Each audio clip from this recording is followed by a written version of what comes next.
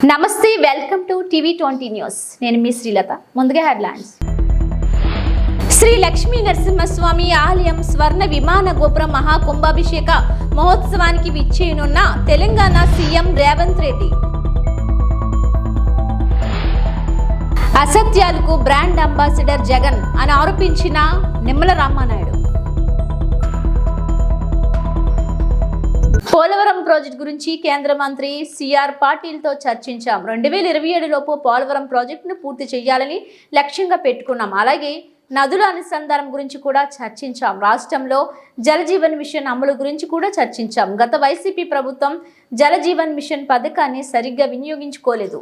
ఇంటింటికి కుళాయి ద్వారా మంచినీరు ఇచ్చే పథకాన్ని పూర్తిగా నిర్వీర్యం చేసింది. మేము కొత్తగా డిపిఆర్ రూపొందించి జలజీవన్ మిషన్ నిధులను వినియోగించుకుంటాము. ఫేజ్ 2 కూడా ఏ విధంగా తీసుకుపోవాలనో అప్పుడప్పుడు టైంలో దాన్ని కూడా కేంద్ర దృష్టి తీసుకొస్తాం. అదే సమయంలో నదుల అనుసంధానం కూడా ఆంధ్రప్రదేశ్ రాష్ట్రం చివరి రాష్ట్రం. సముద్రంలోకి పోయే నీళ్లు కానీ రాష్ట్రంలో ఉపయోగించుకోగలిగితే కరువు లేకుండా చేసే అవకాశం ఉంటుంది. దానికి కూడా ఏదైతే పోలవరం నుంచి బనకచెర్ల వరకు ఏ విధంగా తీసుకుపోవాలి దీనికి కేంద్ర సహకారం అడిగాను. ఈ 2 ప్రాజెక్టులు అధ్యయనం చేస్తున్నారు, తొందరలో వస్తారు. మూడోది గడిచిన ప్రభుత్వం జల్ జీవన్ మిషన్ ఉంది. జల్ జీవన్ మిషన్లో గ్రామీణ ప్రాంతాల్లో ప్రతి ఒక్క ఇంటికి సురక్షితమైన మంచినీళ్లు, అది కూడా రిజర్వాయర్లను తేవాలని చెప్పి చాలా స్పష్టంగా పెట్టారు. దేశం అంతా బ్రహ్మాండంగా ఉపయోగించుకున్నారు. ఆంధ్రప్రదేశ్ రాష్ట్రంలో 1% కూడా ఉపయోగించుకోలేని పరిస్థితికి వచ్చారు. దీనివల్ల 27,000 కోట్ల రూపాయలు శాంక్షన్ చేయించి అది కూడా బోర్ల ద్వారా నిండిస్తా అనే పరిస్థితికి వచ్చారు. దీనివల్ల చాలా నష్టం వచ్చింది. ఒక యూపీలో ఇప్పటికే 52,000 కోట్ల రూపాయలు జల్ జీవన్ మిషన్లో ఖర్చు పెట్టారు. కొన్ని రాష్ట్రాల్లో పెద్ద ఎత్తున ఖర్చు పెట్టారు. గుజరాత్ లాంటి రాష్ట్రంలో ఇంటింటికి ట్యాప్ ద్వారా సస్టైనబుల్ వాటర్ ఇచ్చే పరిస్థితికి వచ్చారు. ఆంధ్రప్రదేశ్లో మాత్రం పూర్తిగా నిర్వీర్యం చేసే పరిస్థితికి వచ్చారు. అయితే ఇటీవల కేంద్రం ఏదైతే ఈ స్కీమ్ ఉందో దీన్ని రివైజ్డ్ గైడ్ లైన్స్లో 2028కి పూర్తి చేయడానికి ముందుకు వచ్చారు. అంటే ఆ రోజు శాంక్షన్ అయిన డబ్బులు మాత్రం ఇస్తామని. దానివల్ల ఆంధ్రప్రదేశ్ రాష్ట్రానికి 27,000 కోట్లే వస్తుంది. ఇంకొక 54,000 కోట్లు కావాలి. అది స్కీమ్లో కూడా లేదు. ఇప్పుడు దాని మీద కూడా కేంద్రంతో సంప్రదించాల్సిన అవసరం ఉంది.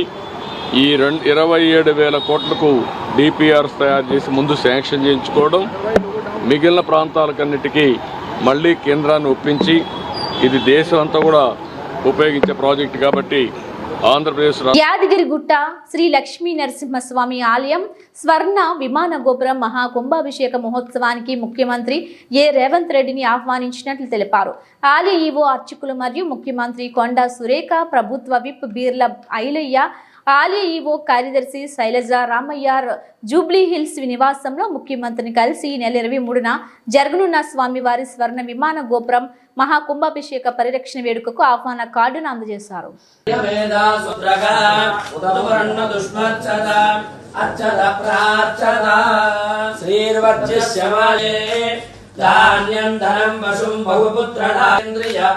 ఆయుష్యేంద్రియే ప్రతిష్టతి పూర్ణ కృపాకటాక్ష సిద్ధిరస్తు రాజముఖే రాజద్వారే సర్వదా సేవకార్యేషు దిగ్విజయ ప్రాప్తిరస్తు మనోభీష్ట ఫల సిద్ధిరస్తు. అబద్ధాలకు అసత్యాలకు బ్రాండ్ అంబాసిడర్ జగన్ పూర్తవని వెలుగొండ ప్రాజెక్టును కూడా పూర్తయినట్టు జనాలను భ్రమింపచేశాడు.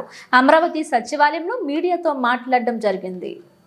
5 సంవత్సరాల పాలన అప్పచెప్తే ఆంధ్రప్రదేశ్ రాష్ట్రాన్ని 50 సంవత్సరాలు వెనక్కి తీసుకెళ్లిపోయినటువంటి జగన్ ఏ ముఖం పెట్టుకుని మళ్ళీ ఈరోజు ప్రజల దగ్గరికి వస్తున్నాడో ఈవేళ సమాధానం చెప్పవలసినటువంటి పరిస్థితి ఉంది. అందుకే ఒక ఉదాహరణ ఏదైతే వెలిగొండ ప్రాజెక్ట్.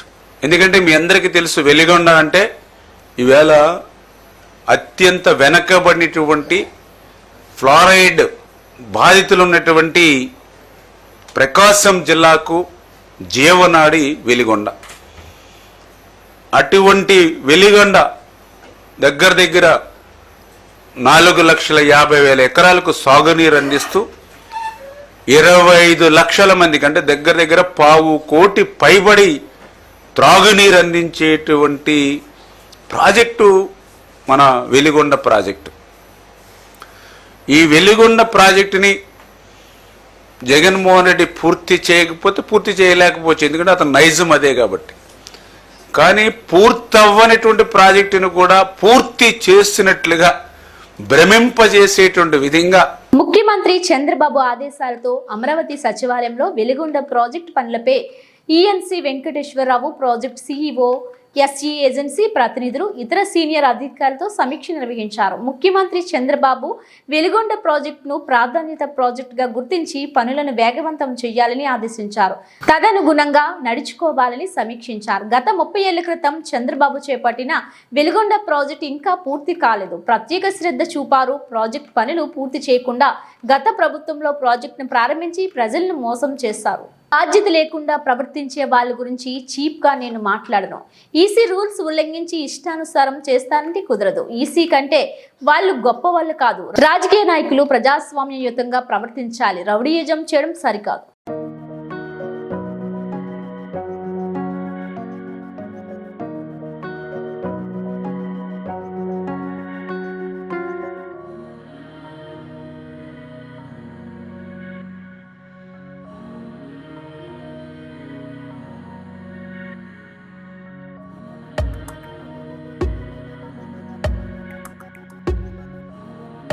అనకాపల్లి జిల్లా యలమంచిలి నియోజకవర్గం డీఎస్పీ ఆధ్వర్యంలో బైక్ ర్యాలీ. హెల్మెట్ ధరించి ద్విచక్ర వాహనం నడపడం ప్రాణానికి రక్షణగా నిలుస్తుందని పరవడ డీఎస్పీ విష్ణు స్వరూప్ అన్నారు. గురువారం అనకాపల్లి జిల్లా ఎస్పీ తుహిన్ సిన్హా ఆదేశాల మేరకు జాతీయ రహదారి భద్రతా మాసోత్సవాల్లో భాగంగా నియోజకవర్గం కేంద్రమైన యలమంచిలిలో హెల్మెట్ ధారణపై అవగాహన కల్పిస్తూ సర్కిల్ కార్యాలయం నుండి విజయలక్ష్మి పెట్రోల్ బంక్ వరకు అవగాహన ర్యాలీ నిర్వహించారు. ఈ కార్యక్రమంలో CI Dhananjaya Rao, town SI Savitri, rural SI Upendra, traffic SI Ramakrishna, my home cement factory సిబ్బంది తదితరులు పాల్గొన్నారు.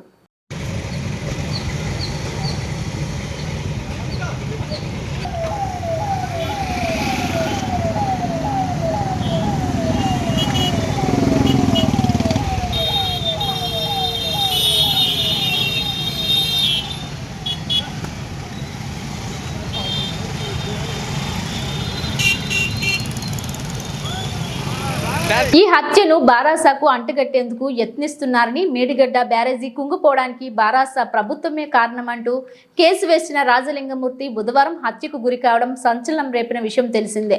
ఈ ఘటనలో వెంకట రమణారెడ్డి ప్రమేయం ఉందని మృతుడు కుటుంబ సభ్యులు, కాంగ్రెస్ నేతలు ఆరోపిస్తున్న నేపథ్యంలో ఆయన స్పందించారు. తెలంగాణ భవన్లో నిర్వహించిన మీడియా సమావేశంలో మాట్లాడారు. కమ్యూనిస్టుల పైన కామెంట్ చేసినట్లుగా, కమ్యూనిస్టులు కాంగ్రెస్ కి తొత్తులుగా మారినారు అని పదం వాడినట్లుగా కొన్ని పత్రికల్లో వార్తలు వచ్చాయి.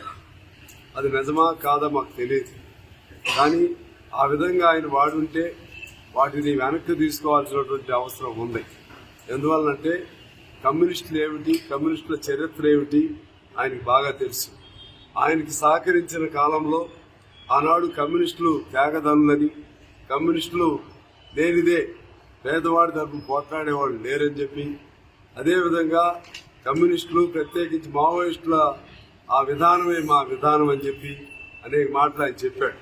ఇప్పటికిప్పుడు మేము పోరాటం చేయనట్లు, వారే ఏదో పోరాటం చేస్తున్నట్లు ఇటువంటి ప్రకటనలు చేయటం అనేది, లేకపోతే వాళ్ళ ఇన్నర్ మీటింగుల్లో అయినా సరే చెప్పడం అనేది ఇది తప్పుడు సంకేతాలకు దారి తీస్తుందని చెప్పి మేము తెలియజేస్తా ఉన్నాం. ముఖ్యంగా కేసీఆర్ గారు ఒక మాజీ ముఖ్యమంత్రిగా, ఆనాడు తెలంగాణ ఉద్యమంలో నాయకత్వం వహించిన వ్యక్తిగా ఆయనకి గౌరవిస్తూనే ఉంటాం. ఆయన ఆ గౌరవాన్ని నిలబెట్టుకోవాల్సిన అవసరం ఆయన చేతుల్లోనే ఉంది. ఇవాళ మేము అనాలి మిమ్మల్ని ప్రతిపక్ష నాయకుడిగా ప్రజలు ఎంపిక చేసుకున్నారు. ముఖ్యమంత్రిగా లేకపోతే ఇక ఈ మొత్తం ఆకాశం విరిగి మీద పడుతుందా? ముఖ్యమంత్రి పదవి లేకపోతే ఉండలేరా? మీరు ఉండలేరా? ప్రతిపక్ష నాయకుడిగా చక్కగా ప్రజల పక్షాల నుండి పోరాటం చేయొచ్చు కదా. మీరు ప్రజల పక్షాల నుండి పోరాటం చేయడానికి సమయం దొరకదు, అసెంబ్లీకి ఒక్కరోజు కూడా రావడానికి సమయం దొరకదు, మీరు మొత్తం ఎక్కడో ఉంటారు.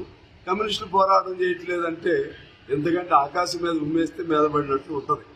పొత్తులో మీకు అనుకూలంగా ఉన్నప్పటికీ హుజూరాబాద్ సంబంధించినటువంటి ఉప ఎన్నికలో ఆర్టీసీకి మీరు చేసిన అన్యాయానికి నిరసనగా మీకు ఇచ్చిన మద్దతును కూడా విత్డ్రా చేసుకున్నాం, మీకు గుర్తు చేస్తా ఉన్నాం.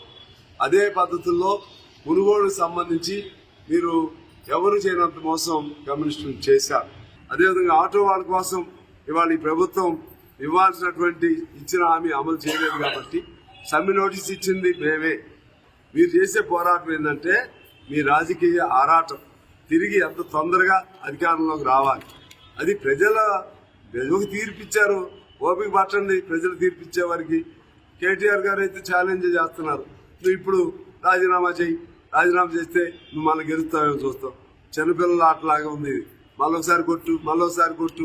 ప్రజలు ఒకసారి తీర్పిచ్చారు కదా. మీ రాజ్యాధికారం కోసం, మీ ప్రభుత్వం అధికారం కోసం మమ్మల్ని ఎందుకు అడ్డు పెట్టుకుంటారు? నేను ఒకటే చెప్తున్నా, కేసీఆర్ గారికి కానీ కమ్యూనిస్టులు విమర్శించే వాళ్ళకి కానీ, మేము స్వార్థం అనుకుంటే ఈ పార్టీ 100 ఏళ్ళు బతికేది కాదు. 6 గ్యారంటీలపై ధ్వజమెత్తిన CPI ML New Democracy party.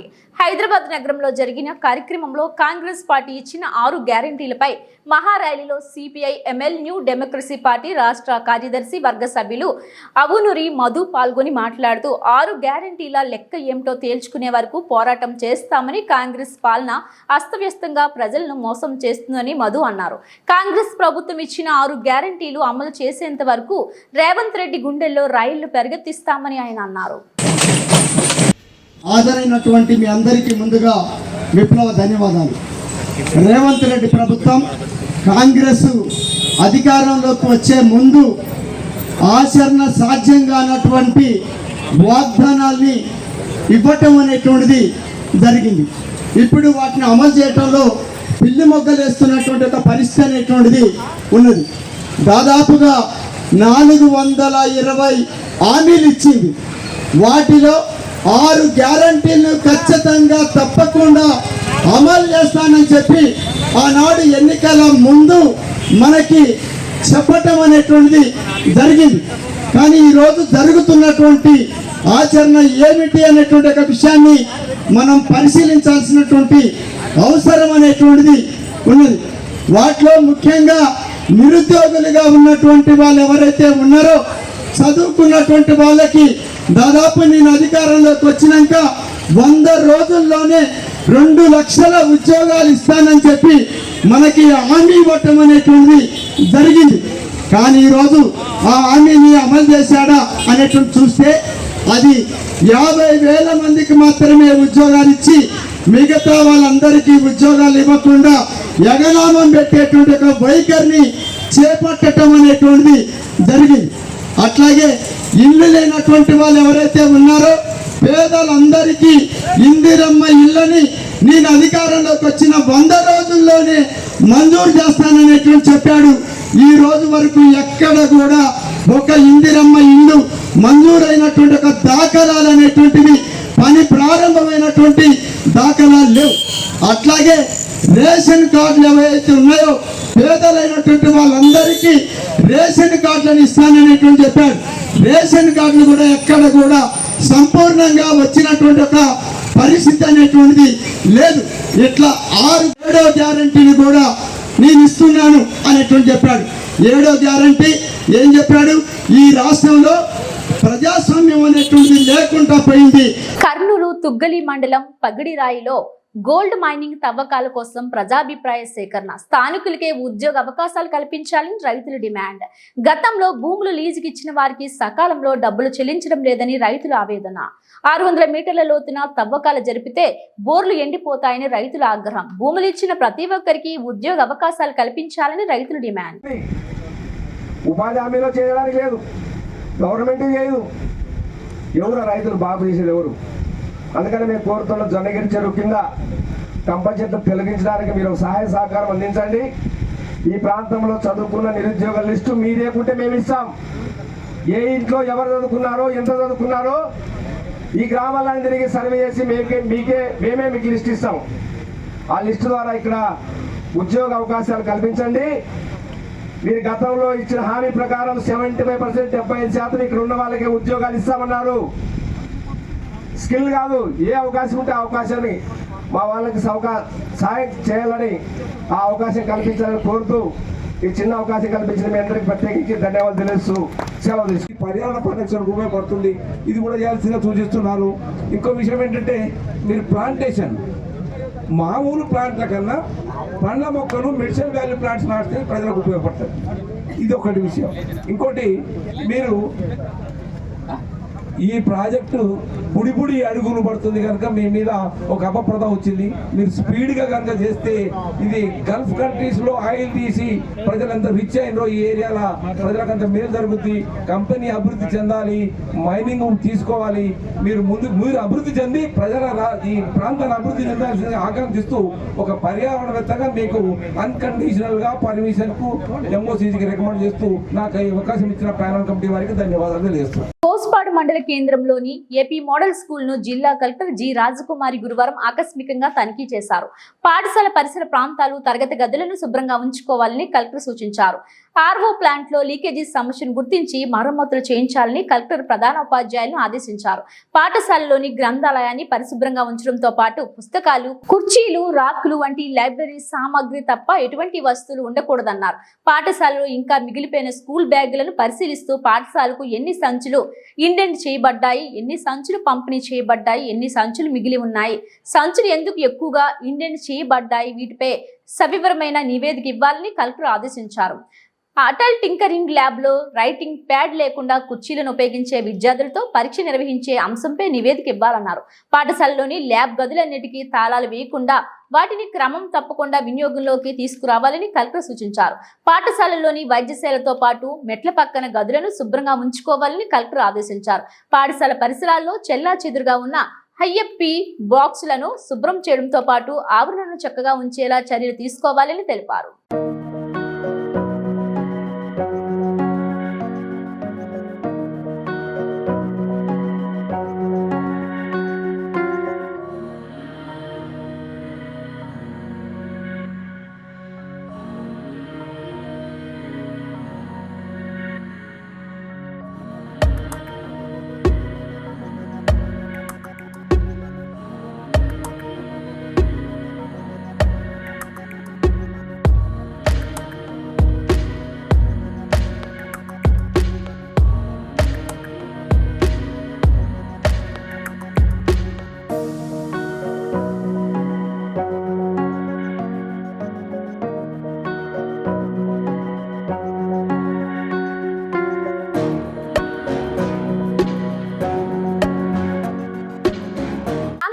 గిరిజన గురుకుల పాఠశాల మరియు కళాశాల యందు ఎమ్మెల్సీ ఎన్నికల ప్రచారం మరియు అవగాహన కార్యక్రమం నిర్వహించిన పోలవరం శాసనసభ్యులు చిర్రి బాలరాజు మరియు ఎమ్మెల్సీ పరిశీలకులు విజయ్.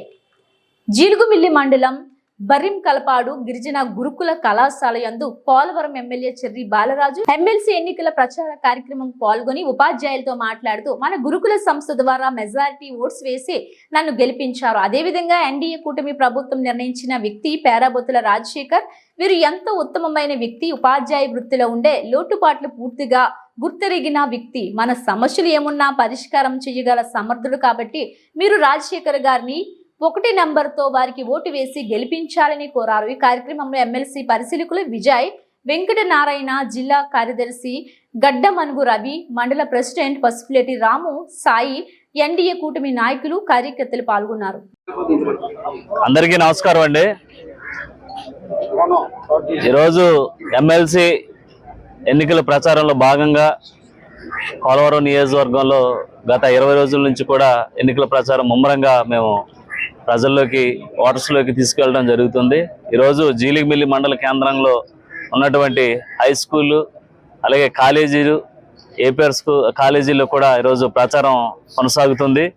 ఈ కార్యక్రమానికి ముఖ్య అతిథిగా విచ్చేసినటువంటి టీడీపీ అబ్జర్వర్గా పోలవరం నియోజకవర్గానికి విజయ్ కుమార్ గారి సారథ్యంలో, అలాగే వెంకట నారాయణరావు గారి సారథ్యంలో, అలాగే టీడీపీ ఇన్ఛార్జ్ మురగం శ్రీను గారి సారథ్యంలో ఈరోజు ఇక్కడ ఓట్లు అర్జించడం జరుగుతుంది.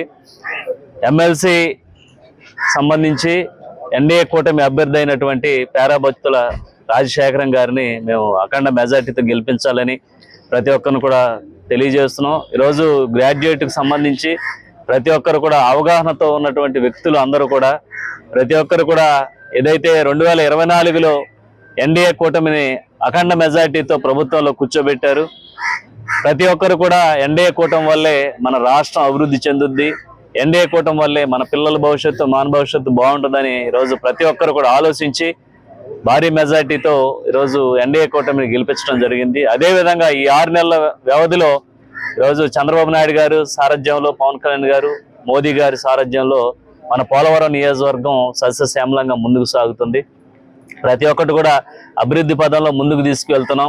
గత ప్రభుత్వాలు రాష్ట్రాన్ని మొత్తం కూడా అప్పులమయం చేసేస్తే ఈరోజు మన కనీసం జీతాలు ఇవ్వలేనటువంటి పరిస్థితుల్లో గత వైసీపీ పాలన ఉంటే ఈరోజు ఖచ్చితంగా 1వ తారీఖున ప్రతి ఉద్యోగస్తులకి ప్రతి ఒక్కరికి కూడా ఈరోజు జీతాలు ఇచ్చేటువంటి పరిస్థితులు ఈరోజు ఎన్డీఏ కూటమి ఉంది.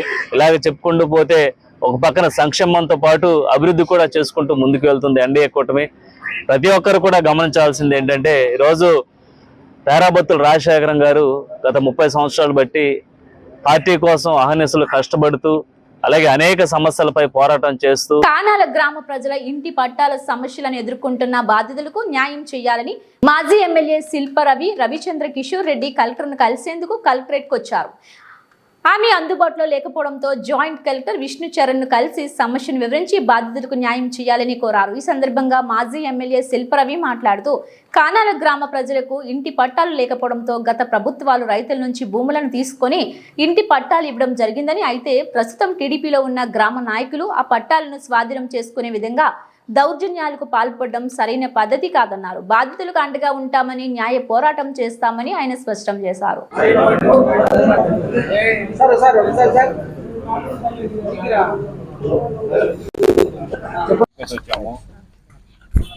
మీ ఇప్పుడు పట్టాలు మీరు భయపడకుండా మీరు జెన్యున్ గా ఉంటే కట్టుకోమని వాళ్ళు చెప్తూ ఉన్నారు. మేమైతే ఎటువంటి ఆర్డర్లు ఇవ్వలేదు, పలానా ఇల్లు ఆపండి లేకపోతే పలానా వాళ్ళకి పట్టాలు ఆపండి అని చెప్పేసి మేమైతే చెప్పలేదు అని చెప్పేసి అధికారులు కలెక్టర్ గారు చెప్తూ ఉన్నారు. సో మరి మీ ఊర్లో ఎందుకు లాక్కుంటున్నామో లేకపోతే వాపస్ ఇవ్వమని చెప్పేసి ఎందుకు చెప్తున్నారో కానీ అక్కడ మీ తెలుగుదేశం నాయకులు ఏమైనా చెప్తుండొచ్చు. తెలిసి కానాల గ్రామంలో ఇళ్ల పట్టాలకి సంబంధించిన సమస్యని వారి దృష్టికి తీసుకువెళ్ళాలని ఇక్కడికి రావడం జరిగింది. కలెక్టర్ గారితో అలాగే జేసీ గారితో ఇద్దరితో కూడా మాట్లాడడం జరిగింది. మరి కలెక్టర్ గారికి రిప్రజెంటేషన్ ఇప్పిద్దామని అనుకున్నా సరే మేడం గారికి ఏదో మీటింగ్ ఉందని చెప్పేసి వారు వెళ్ళిపోవడం జరిగింది. తర్వాత జేసీ గారిని పంపించారు. సో జేసీ గారికి అన్నీ వివరించడం జరిగింది. కానాల్లో ప్రభుత్వ భూమి లేకపోతే ఏ రకంగా ఆ రోజు అసైన్డ్ భూములని అక్కడ ఉన్నటువంటి ఆ రోజు రైతన్నలని కన్విన్స్ చేసి సాగు చేస్తున్నటువంటి రైతన్నల్ని కన్విన్స్ చేసి ఆ భూమిని తీసుకొని గవర్నమెంట్ మళ్ళీ తిరిగి పట్టాల రూపంలో ఏ రూపంగా అయితే ఇచ్చామనేది వారికి వివరించడం జరిగింది. ఆ రోజు ప్రభుత్వం అంటే అది వైఎస్ఆర్ ప్రభుత్వం కావచ్చు లేకపోతే గతంలో ఇచ్చినటువంటి ప్రభుత్వ స్థలాల గురించి కూడా కావచ్చు. ఎందుకంటే గతంలో 86లో కూడా ఇప్పుడు మంత్రిగా ఉన్నటువంటి ఫరూక్ గారే ఆ రోజు ఎమ్మెల్యే. మరి ఆయన ఇచ్చినటువంటి స్థలాలు కూడా గతం తర్వాత ఎవరు వచ్చినా సరే తిరిగి వెనక్కి లాక్కున్న పరిస్థితులు లేవు. కానీ ఈరోజు అక్కడ స్థానిక నాయకులు వీళ్ళందరినీ కూడా భయాందోళనకు గురి చేసి పట్టాలని వెనక్కి తీసుకుంటాము, పట్టాలు కావాలంటే మాకు ఇంత ఇవ్వండి అనే విధంగా వీళ్ళందరినీ కూడా భయాందోళనకు గురి చేయడం అనేది తప్పు. కాబట్టి అదే విషయాన్ని కలెక్టర్ గారికి, జాయింట్ కలెక్టర్ గారికి కూడా చెప్పడం జరిగింది. మరి ఏ రకంగా అయితే ఆ రోజు ఇళ్ల పట్టాలు ఇవ్వడం జరిగింది, ఎందుకు కానాల్లోనే ఈ సమస్య వస్తుంది, ఎందుకంటే వాల్యూ ఎక్కువ ఉంది కాబట్టి అందరూ కూడా అక్కడే కావాలనుకోవడం వల్ల ఈ సమస్య అవుతుంది అనేది కూడా వారి దృష్టికి తీసుకెళ్ళడం జరిగింది. మేము ఒకటే కోరుతున్నాం, జెన్యూన్గా ఆ రోజు పేదలందరికీ కూడా జగనన్న ఒక ఇల్లు ఉండాలి, ఎక్కడో ఊరు అవతల కూడా కాకుండా ఊరికి ఆనుకొని ఉన్నటువంటి స్థలాల్ని ఆ రోజు జగనన్న ప్రభుత్వంలో చూసి పేదలకి పంచడం జరిగింది.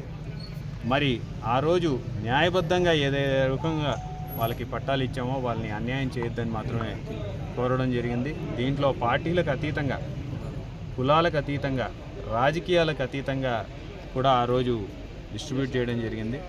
మరి దాన్ని ఈరోజు అక్కడ ఎవరైతే డిస్టర్బ్ చేస్తున్నారో వాళ్ళందరి మీద తగు చర్యలు తీసుకోమని చెప్పి శ్రీ మహానందీశ్వర స్వామి వారి దేవస్థానం నందు ఆలయ కార్యనిర్వహణాధికారి శ్రీ ఎన్ శ్రీనివాసరెడ్డి ఆధ్వర్యంలో ప్రారంభమైన హుండీ లెక్కింపు కార్యక్రమం. ఈ కార్యక్రమంలో ఆలయ సిబ్బంది మరియు భక్తులు మరియు శ్రీ బ్రహ్మరాంబిక సేవా సమితి, శ్రీ బాలాజీ సేవా ట్రస్ట్, అలాగే తిరుమల బాలాజీ సేవా సమితి సభ్యులు పాల్గొన్నారు.